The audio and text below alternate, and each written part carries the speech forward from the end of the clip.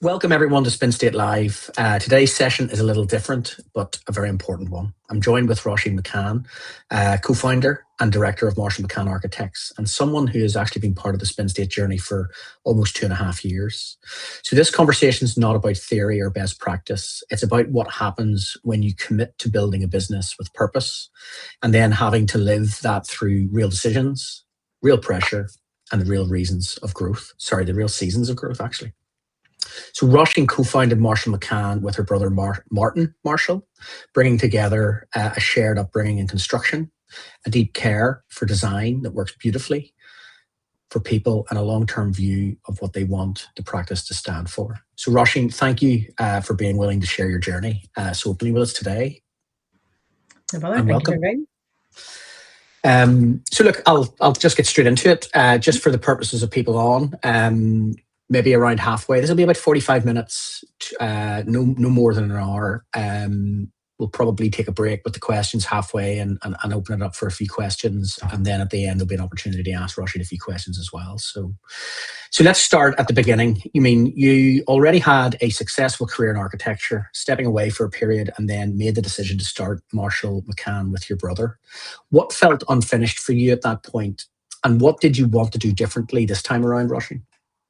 Maybe before answering that, really, I need to sort of set the scene. I was a non-shareholding director in another architect's practice with about 20 staff, which is fairly big for Northern Ireland. I was made redundant, and then whilst I was off on maternity, it was my second child, and that child who's nearly 16 now, was quite poorly, really. Had unknown to us at the time, had immunodeficiencies. And so I took that time really just to raise my children. And by the time, my kids were at a stage of, starting school and where I was starting to get, a bit of sleep and a bit of, brain space for myself. At that stage, I really felt like I was unemployable. I didn't think that I could go back into architecture. And it really was that sort of low ebb that I was really starting from. So it wasn't really so much that, what was unfinished. I was actually trying to figure out what I could do next. My older brother gave me a little bit of work, where he's in construction, and, doing a bit of creative design sort of direction for his company. Then Martin was designing his own house, and it kind of made sense that we set up in order to facilitate his house being constructed. So that was really where we started. Sorry, I kind of say that I fell into it more than anything. And whenever we started, as I say, my kids were still very young. So I wanted to do it really. I had three kind of rules, maybe is a way of saying it, in order for taking on work. One was that there were nice people we were working along with. So, and by nice, what we sort of said was people that we'd want to go out to dinner with, so that we could have nice, interesting conversations. Two was that it was an interesting project, so it fitted our design ethos. And the third thing was that we were getting paid for it. And probably, as time has gone on, it was probably the money that fell away. It was, we focused so much on getting nice people and getting nice projects that we became the choosers, I suppose. We probably lost projects or lost out in projects, and that we turned them away in order to get projects that really fitted our ethos. So I suppose from the start, we really had a bit of a vision of what we wanted to do through really, trying to evolve the business through, navigate it through having children as well. And really the thing that we were setting ourselves up for was that we only wanted to do this if we were going to enjoy it and it was going to be fun. And the other thing was that in my previous practice, because it was kind of through those Celtic Tiger years, I never really had anything finished, or I had very few finished projects. So I only really had one house that I'd ever stood in and really appreciated the design, because what you design and what we want or what we think we're going to achieve is often, I don't know, maybe sometimes it's unexpected that it has worked out exactly how you want it. And there's little things that you see in your finished house that you never really anticipated in the design. So I suppose that was my thing then as well, that I really wanted to feel my architecture. So I guess when you first launched the practice, Roisin, what surprised you the most and not the good bits, but the realities of running a business versus being an architect inside one? In some ways, probably, and again, to set the scene, so we have, Irish Architecture Awards, the RII, we have RIBA Awards of RSCA, we have, Building and Architecture of the Year, House of the Year. So, we have quite a few awards there, but the most, I don't know, not necessarily surprising, but it's just as hard won. It's not the one big idea or the one big client that is going to transform our business. It's the hard work. It's the turning up day after day after day, and it's the perseverance. One of the comments that people outside the business will often say is, "Oh, guys, you guys are doing well," and my comment back to that is, "Define well," because from the outside it looks like we're calm and everything is going nicely and we're winning all these awards, but underneath that is just it's just I don't want to say hard work. It is hard work. It's enjoyable work, but it's just pedaling really fast underneath the surface. Martin has this like a bit like a swan or a duck, on the top of the water. We look all graceful, but underneath it's really just keeping that water moving. And it's really just the commitment to turning up every day, the perseverance, and the one thing I suppose is that I really have found is that there's often times when things aren't going as great as maybe as you would imagine or hope them to be, and once I come through that sort of difficult process or that difficult period in time, what I have come to realize, and it's now what I tell myself, is that when things are their hardest is whenever your growth is the best, when you're growing the most. And now when we have those hard times, that's what I tell myself. This is where we're going to grow the most. This is where we get through this. We're going to have learned so much from this as a learning moment. And it helps get through those difficult days because, yeah, there's absolutely difficult days. And I think that's really been the surprise. Over the times that we've been working together, there's a book that we go back to, Peaks and Valleys. And it's knowing that when you're in the good times, understand that there's maybe not so good times ahead of you, but equally when things are tough, you're in that growth mode and your best days are always ahead of you. And it's trying to just gain that perspective to sit in the gap rather than really take advantage of the good times and kind of find yourself demoralized in the bad times. And that shift in mindset is so powerful. Would you agree? Absolutely. That's it's just, I suppose maybe there's a bit of just experience and time has taught us this, that it goes up and down. And I suppose really early days, there was times when we all almost thought, oh, we've made it, and now I've realized that there is no making it. It's just a journey. It's just a journey. It's just, yeah, there is no destination. It is just every day. And I suppose it's that discipline of just getting up, turning the computer on, and actually equally turning the computer off at the end of the day. That is important. I setting boundaries. So, I don't have emails popping up on my phone. I don't respond to clients outside of work hours unless, it is my choice. Generally, I choose not to. And it's just really about those boundaries that keeps me fresh, I suppose, for the next day and stops my mind, going into that rabbit hole, I suppose, of the troughs. And as you say, and that's a really good way of saying it. So, if we're sitting here, we know that here's going to come, but it's just to try and keep in that even keel, I suppose, is the thing, rather than going through that. So you're building this business alongside your brother, Martin. So what have you learned? And I'd like to break that down into kind of, what have you learned about trust, boundaries, decision making, and those honest conversations when family and business overlap? I always want to, look back and learn from the history, and I suppose you sometimes, to understand what I'm going to say, you need to understand where we come from. So there's 6 siblings, six children in our house, and this is actually, I should say, this is one of the most asked questions we get, is this brother-sister relationship. We have a good close family. We both, we're their immediate family and, the wider cousins and whatever, aunts and uncles. Our parents started a construction company in the 1980s, in the middle of the recession. And our 2 brothers now run and work in that company. It's now Stronghold Preservation. So I suppose we've always grown up with that, of mum and dad having those conversations at the dinner table, both work and construction. So it's always been in our psyche of, this is what you do. I suppose you work with family, you use the people that's there. There's no other relationship like a sibling relationship.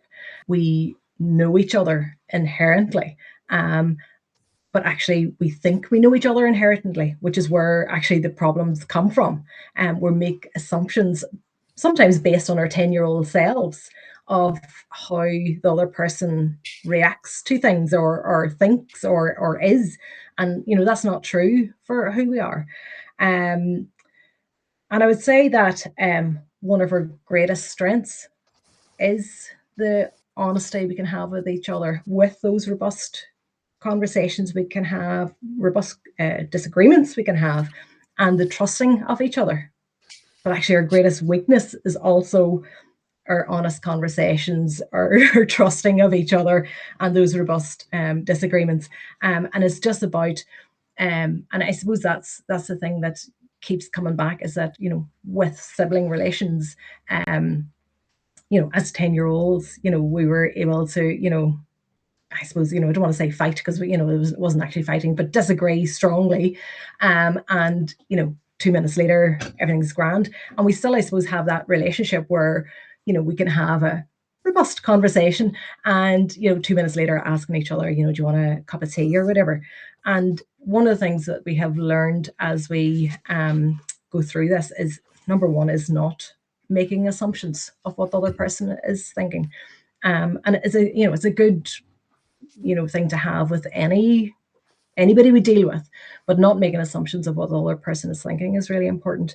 And I think the more we go through this then is boundaries. Work is kept more in work. Now we still tend to, if we have a family event on, we'll talk, especially as our brothers are in construction as well. But it's trying to keep work in work, especially for those important conversations, and to not veer into those important conversations whilst we're outside of work. Ensuring that, after 5 o'clock, it's not work, it's family time, it's, brother, sister, sibling, aunt, uncle, whatever it is. And really just trying to keep to that. Yeah.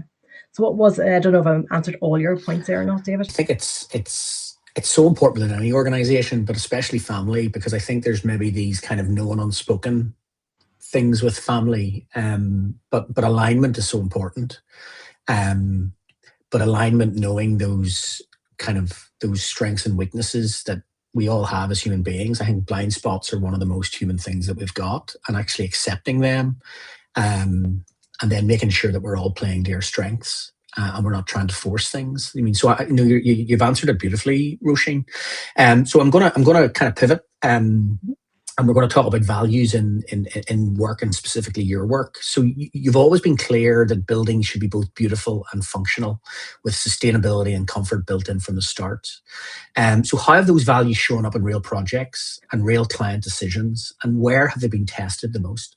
We've been very lucky with the clients we have. That's the first thing I should say. Generally, clients come to us because of our ethos and our values. And we have built our business on two niches, really, that overlap. So the niche of contemporary houses and the niche of sustainable houses, and thermally comfortable houses. And there really wasn't anybody that was doing both of those things. So it's these two niches that have overlapped. And clients generally come to us because of that. So rarely is there ever a clash in respect to this with clients. In our houses and our designs, clients, the houses they're all different. Okay, you may be able to look at it and say that's a Marshall McCann house, but essentially they're all different in how they work, the spaces, the feel, the aesthetic, and that's because it's our clients that inspire us. It's a site and an environment that we bring, or that is brought to us, that creates the home for our clients. And I suppose our designs then are built around that. To give you an example of one that I, will often tell. There was one client couple, husband and wife, and they were building a house beside the husband's parents, and the wife felt a bit like, needed that little bit of separation from in-laws. Now, they had a very great relationship, I should say, before that. But it's almost that like feeling of being judged, of being overlooked, because the parents' house was up here and theirs was down here. So it was literally feeling of overlooked. And the wife wanted to be able to have a little snug, a little cocoon where she could go on a Sunday or any day, but particularly a Sunday was in her head, where she could lounge in her pajamas. She didn't have to feel like she had to perform for the in-laws or the world, and sip a little glass of wine if she wanted to at 1 o'clock on a Sunday in her pajamas and not feel judged. And how we then designed that house was that this little snug was squirreled away from the rest of the house. And what happened was that actually, so the main house was over here, this little cocoon snug was over here. And so any visitors coming in were going that way. Any visitors weren't really allowed into this house. But not only that, if she was in here in her jammies at 1 o'clock on a Sunday, then somebody could come and tell her there's somebody in the house, and the stairs upstairs were right beside that, so she could just run upstairs, get changed, and come down and feel like she was presentable to the world. So when I say that our houses are built around our clients, that's literally what I mean. It's understanding clients' fears, their wants, their insecurities, and shaping the house around that. And we try not to put our values onto our clients. So for some of our clients, they want like a social aspect to their house. So they don't want their kids playing in their bedrooms, in which case we create smaller bedrooms so that the kids are essentially in there to sleep, maybe do homework or whatever, but they're forced down into the social area. So it's making those little connections between parents and child, and hopefully parents, I don't know anybody else, but I'm normally found in the kitchen, and the kids, especially now teens, are always in the kitchen because all they do is eat. So you have that place where you're always crossing paths. And that would be my thoughts on how to design a house with children. With other clients that want their kids, not that they want their kids in their bedrooms, but they have that separation, I suppose, between parent and child, and they don't want to be listening to the Xbox and all that, and shouting on their headsets. So they'd prefer their kids to be that little bit more separated from them. And everybody, and that's our role, is to understand how you want to live, both now and the future. So and then design your house around that. So and it really is then about collaboration with our clients, rather than instilling our ethos and values. As far as sustainability is concerned, Passive House, in my opinion, is a no-brainer. It's thermally comfortable. It supports your health. It supports the health of the building. It is fresh air, and it's low cost to run. So it's absolutely a no-brainer to do. But I get that not everybody wants to do that. So I would say we're not Passive House purists in that regard. But what I think is that if I can push clients slightly towards that, more than they were whenever they started with us, then that's a win for everybody, including that client, because then I've convinced them of the no-brainerness, I suppose, for better words, of doing Passive House. We're going to talk about the spin state journey. I mean, I've had the privilege of working with Roisin and Martin for it's almost 2.5 years, I think. I can't believe it's been that long. So you've been part of this spin state journey now for 2.5 years. And looking back over that 2.5 years, I want to ask you 3 kind of sub-questions. What do you feel has changed for you personally? What's changed in how you think about leadership? And where did the clarity start to replace noise? Okay, sorry, just let me write that down. But um, obviously, it's been a journey, and 2.5 years. Yeah, it's mental that that's been that length of time, David. But Well, I'm just so surprised that you've been able to tolerate me for 2.5 years. and vice versa. I think personally, it's just been the growth. I think I'm just so much more self assured. Really, is no, I as we all do, with those moments of doubt, daily, and I sort of have to shake that off essentially, and just try and keep a bit of a tunnel vision as to this is what we're doing. It doesn't matter about anybody else out there. I know if we keep going in this path, then we're going to get. And I don't want to say there because, as already talked about, it's not a destination. It's about keeping going. So really the growth and the belief on who I am is probably what has changed personally for me. And that, yeah, I suppose the knowing just to shake that off now is probably the biggest thing. The belief in who we are, what we can do. And I suppose one of the things that I have more started to understand is that confidence is not necessarily about knowing that you can do something. It's knowing that you can find the way to do it.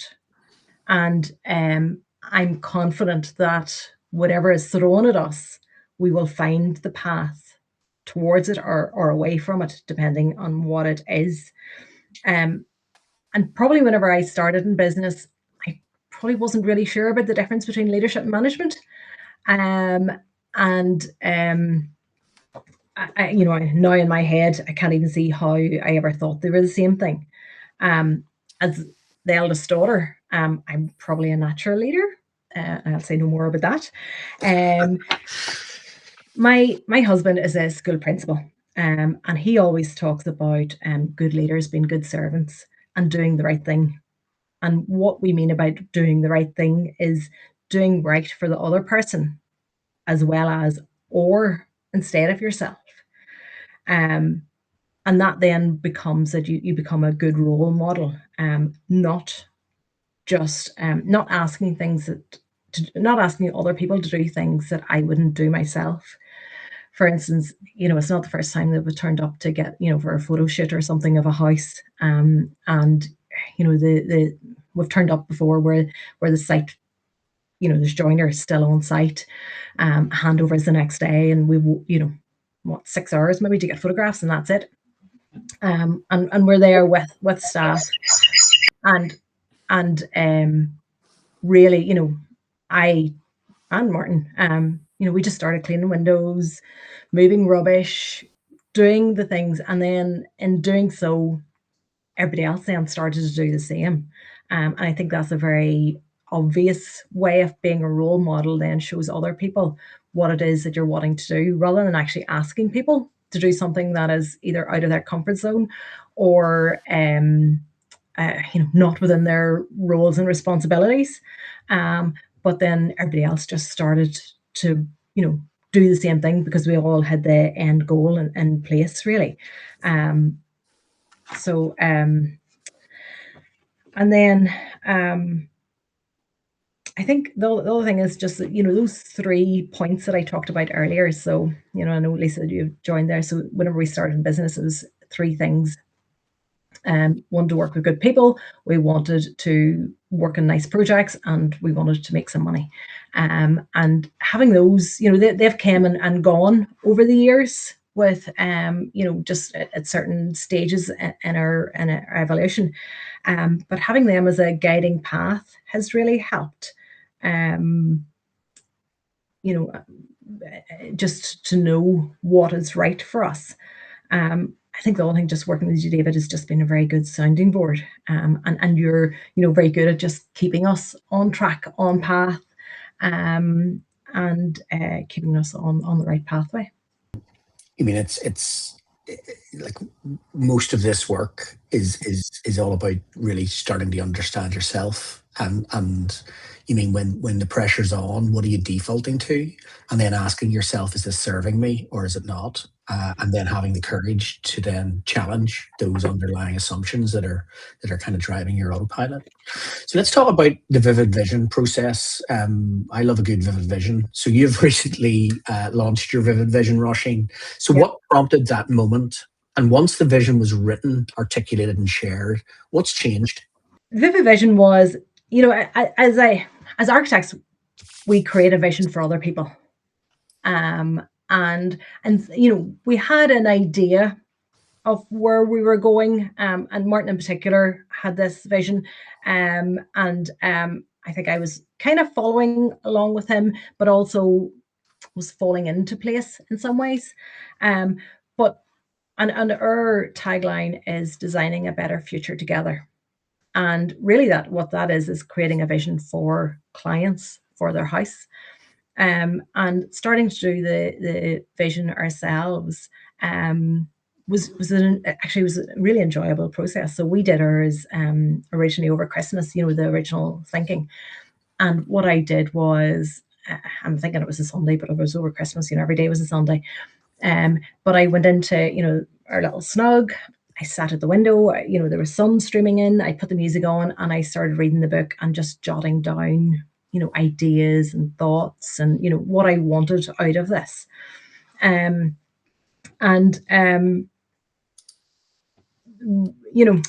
what it started to do then, because obviously it's a bit like people, it's very popular to do affirmations and that sort of stuff. So really what you were doing was, or what I was doing was, writing my beliefs, making commitments to myself of what we're going to do, and then trying to forge a pathway through that. And in I suppose what that was is that is a relationship with the company. So the company is almost like a third person in the relationship between me, Martin, and the company. And sometimes we have to do something that is right for the company that's not necessarily right for us at that particular time. And it was starting to write down about this relationship with this third person, this company, and understanding how we wanted that to be. And what I kind of see the vivid vision, the printing of the vivid vision, is almost like that declaration of that relationship. So it's a bit like a marriage. Mhm. So the printing of the vision was actually, the wedding. It was putting it out there that this is what we're going to do. The I suppose the main value in doing the vision was actually that those first early steps of all that spider diagrams of what we wanted to do, but actually then pulling through it and printing it then was the public declaration of this is who we are, this is what we're going to do, and this is what we're about. And then I suppose using that as a stick to beat ourselves with in some ways, that this is who we are and this is how we'll behave. On a practical level, even getting somebody into or even getting somebody in to write all that and writing the vision ourselves, then is a very useful document to put onto our website to take snippets off for awards or for social media posts, and getting the tone and the language of who we are into so many documents that you end up writing in the course of your company. um, and then in doing so, in I suppose publishing that document and then starting to give that out to people. So as you know, David, we then presented it publicly in front of 200 people or whatever, and what that then allowed us to do was to see the reaction back. So I think that gave people an idea of who we were, and I think that elevated us in their eyes, because we had this very um, strategic document that looked very beautiful, and was just nicely written, and the ethos and all that sort of stuff. But then it saw us being reflected in those people, which then built upon into us, who we are, our confidence, our beliefs, and I suppose the belief that we're moving in the right direction. So it really compounded that as well then. You mean, so how are you seeing that showing up practically? And for example, when you're choosing projects, setting priorities, even navigating uncertainty, but more important, and I'm kind of like a broken record with this. Your vision acts. How does it act like a filter for you? For me, it's not, it's not so much in the we're going to, get X number of projects a year, whatever.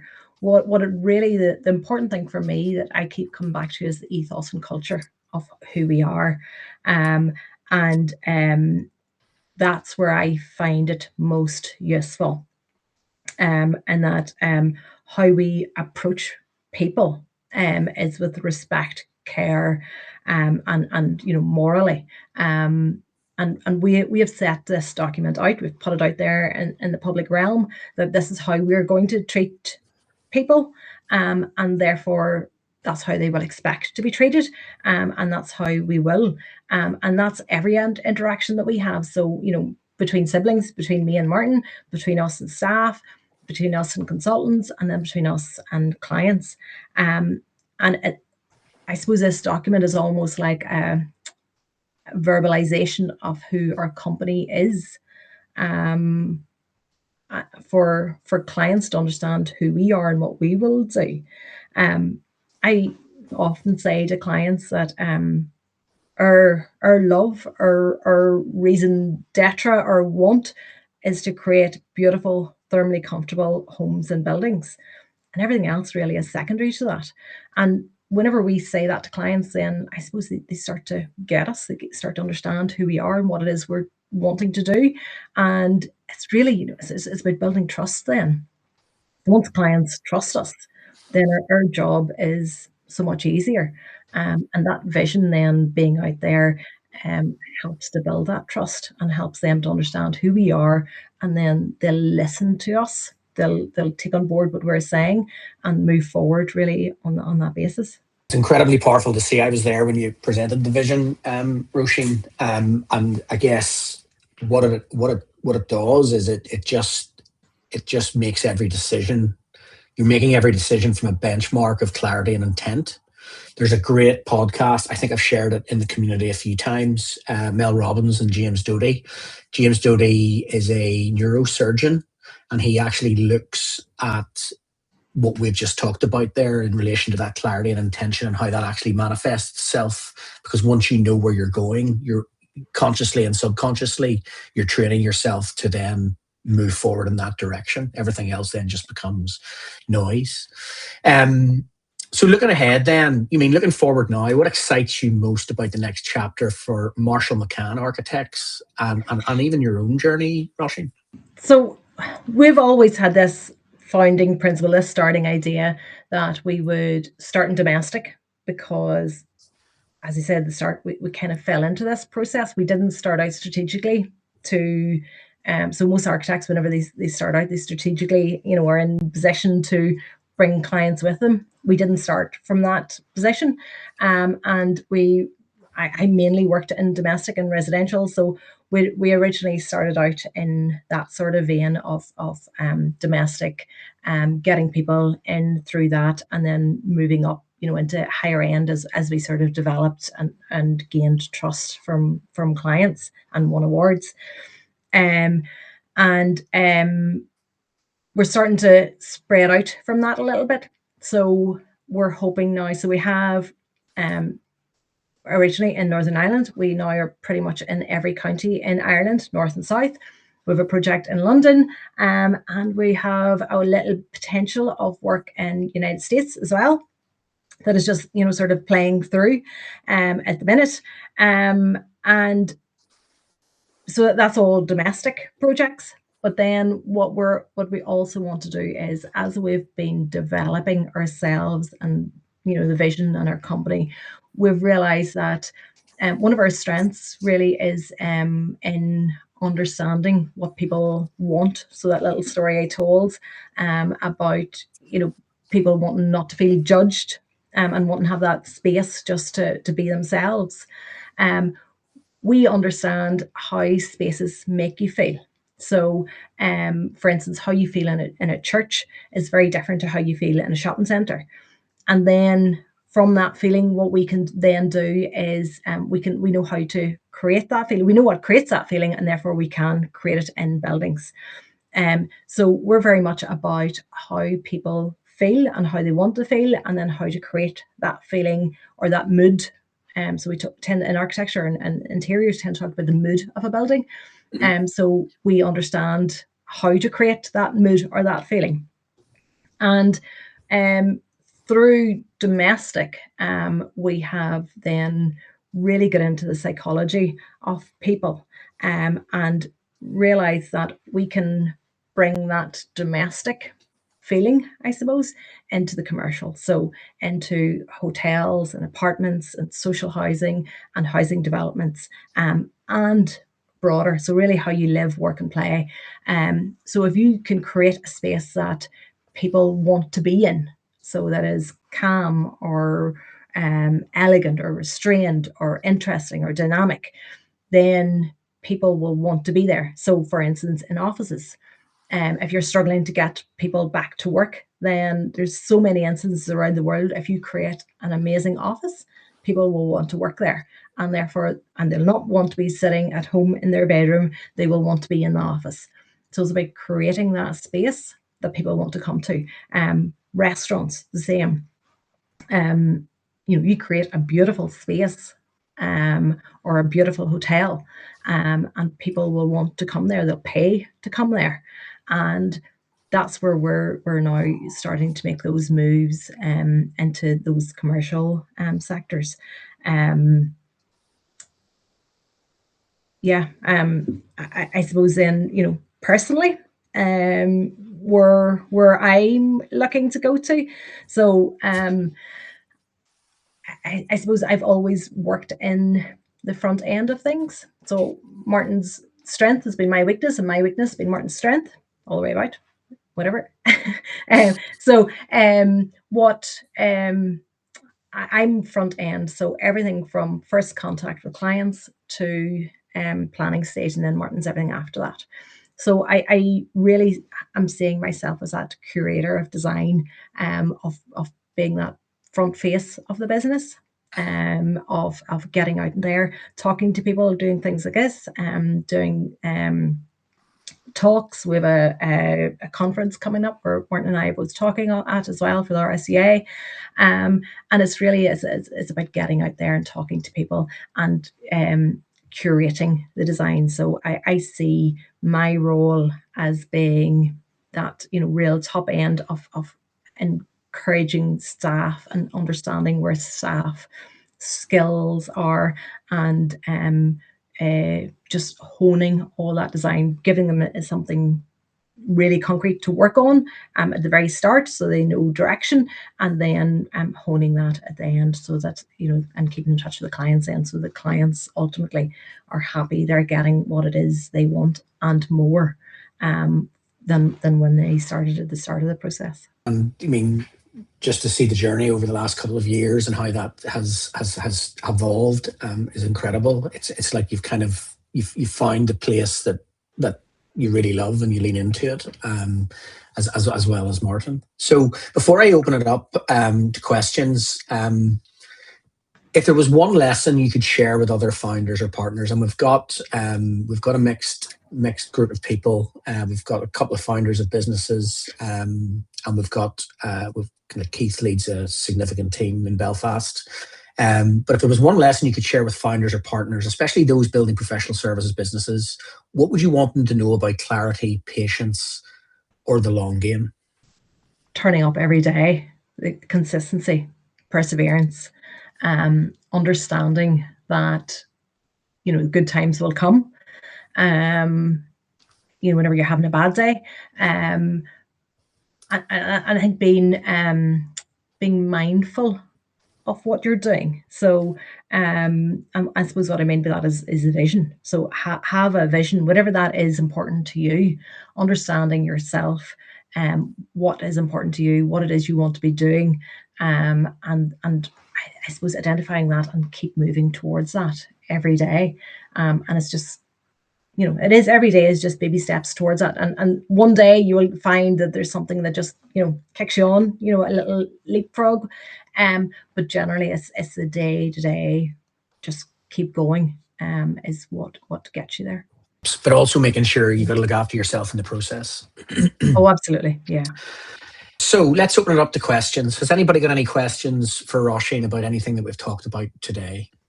So I have a question. Sorry, Roisin, I was just wondering. You know, when you did your vivid vision and you had went through the book and you did all your bits, did that throw up anything you weren't expecting, or was it that you just were collating all of these things you had never took the time to, you know, sort of align?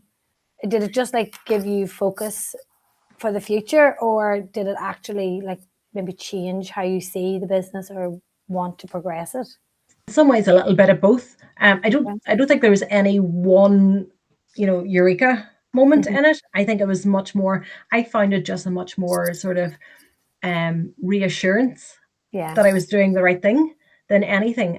So yeah, I think I was collating the information, but you know the way sometimes it just takes you a bit of time where you have an idea at the back of your head and you just can't pull it forward, and it takes you, maybe a day or two to say it.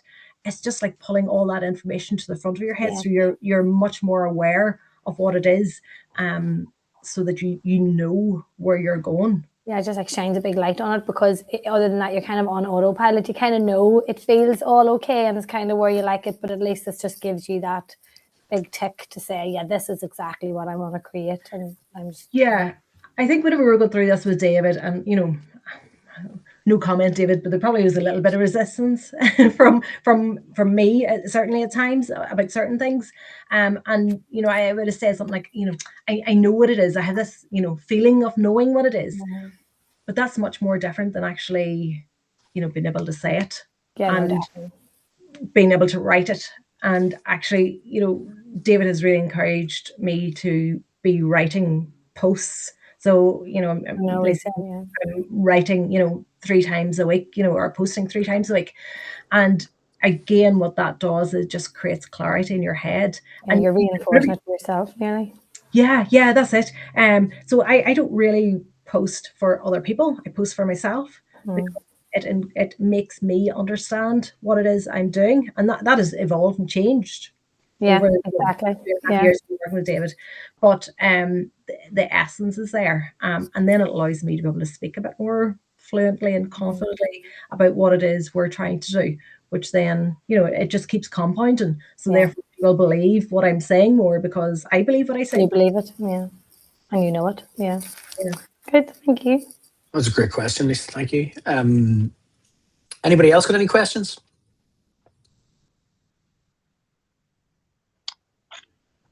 Hiya, David.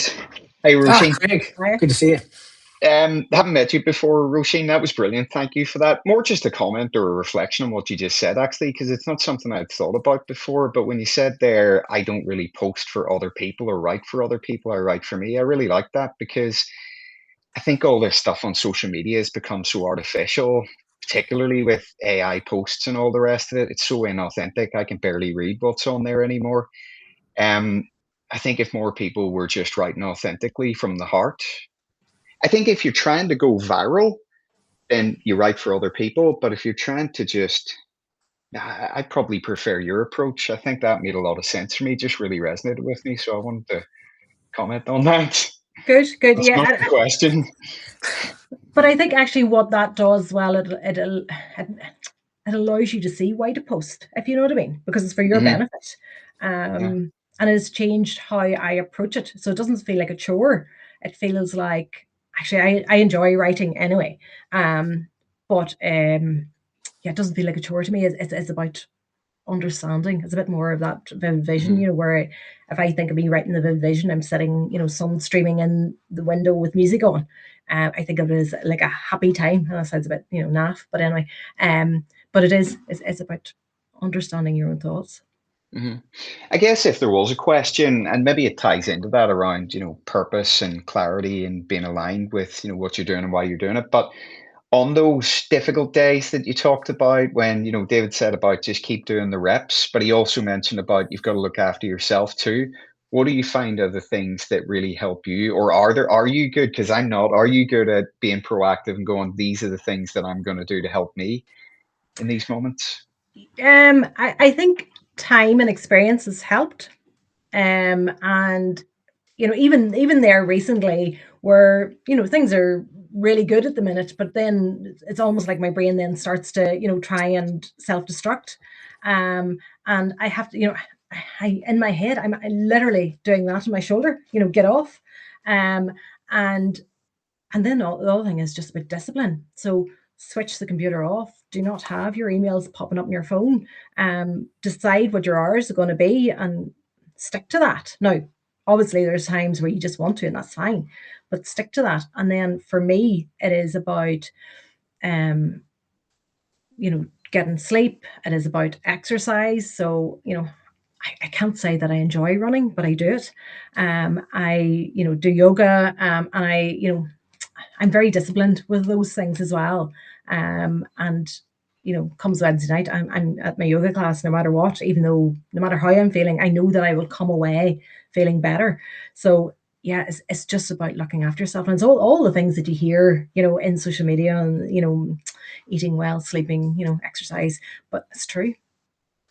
And actually then the only other thing is self-belief and tunnel vision and just getting rid of all that sort of noise of, don't even think about what anybody else is saying, because it's never going to be nice. So just don't. You're going to be judged no matter what. I mean, you got to back yourself, and that's a theme that I'm hearing loud and clear. Right. Well, today is a reminder that meaningful businesses are not built quickly; they are built intentionally. And Roisin, thank you so much for sharing your journey, the thinking, the uncertainty, the clarity that comes from sticking with the work. And thanks everybody for joining us. I really appreciate your time. I thought that was incredible. So thank you. Okay, well, have a great day, everybody. Really enjoyed that, genuinely. It's class. I just love hearing the journey. And what I'll do is I will reshare Roisin's Vivid Vision and a couple of those links that we talked about earlier, the Peaks and Valleys book, the James Doty podcast again, which I love. I just can't get enough of that guy. And as always, anybody has any questions, feel free to reach out to me or even Roisin directly through the community. All right. Thanks, David. You're very welcome. Take care, everyone. Have a great day.